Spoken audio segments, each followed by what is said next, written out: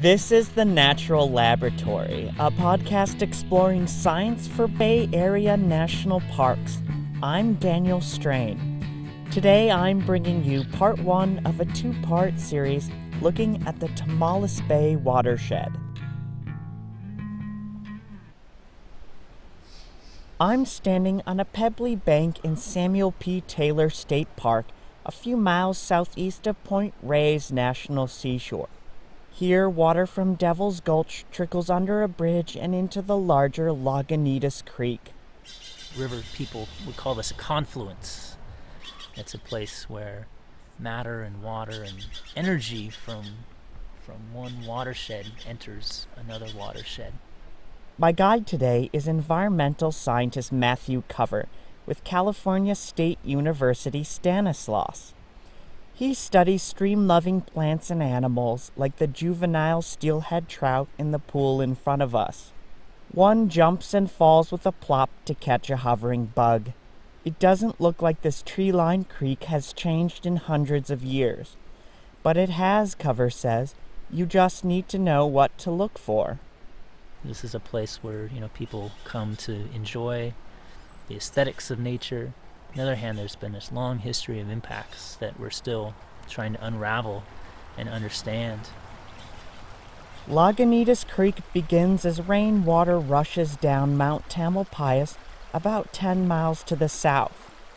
The creek rolls north until it joins Tomales Bay on the shores of Point Reyes.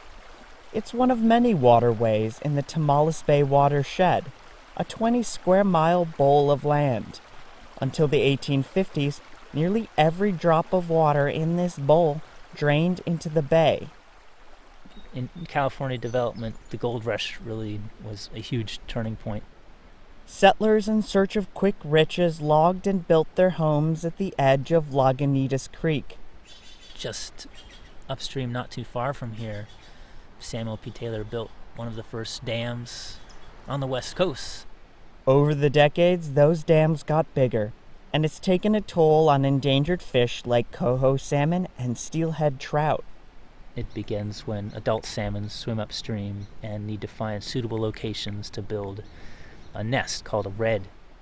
Salmon build their redds in the nooks between fist-sized river rocks, but construction and damming flood streams with sand and tiny pebbles called sediment. Like dust in a vacuum filter, this sediment gets stuck. If there's too much sand either in the nest initially, or if sand infiltrates into that nest while the eggs are developing, it cuts off the flow of water to the eggs, and it cuts off the oxygen in the water that those developing eggs need. Cover explores ways to build better hiding spots for young and developing fish. Little additions to streams like wider floodplains and more logs can add back lost nooks and crannies. But no matter how much these creeks look like they did 200 years ago, if water pollution gets too severe, salmon can't breed, he says. Rob Carson oversees the water quality program for the Tomales Bay Watershed Council, a group that monitors the health of streams like Lagunitas Creek. We do get levels, especially during the winter storm season, that exceed federal and state guidelines. He's referring to levels of pollutants like bacteria and ammonia. For the most part, this waste seems to come from leaky septic systems and agricultural byproducts like cow manure. And it hurts more than just fish, Carson says. It matters a great deal to the residents of the watershed, who very much enjoy the natural beauty and the recreational opportunities. Carson encourages Marin residents to pay close attention to what they flush down the drain. Every drop of water counts too, he says. Nearly 3/4 of central and southern Marin County's drinking water comes from this watershed. The region got plenty of rain last winter, but that won't always be the case. Last year, I think we went a bit over 40 inches, but historically there have been lows of 17 inches and highs of nearly 80 inches. So you never know exactly what's going to happen the next year to the next. With a little luck, he hopes Lagunitas Creek will look more like its old self every year. In the second part of this series, we'll travel down Lagunitas Creek to the Giacomini wetlands, where freshwater meets saltwater. For tips on how you can protect your watershed, check out the Marin County Stormwater Pollution Prevention Program website at mcstopp.org.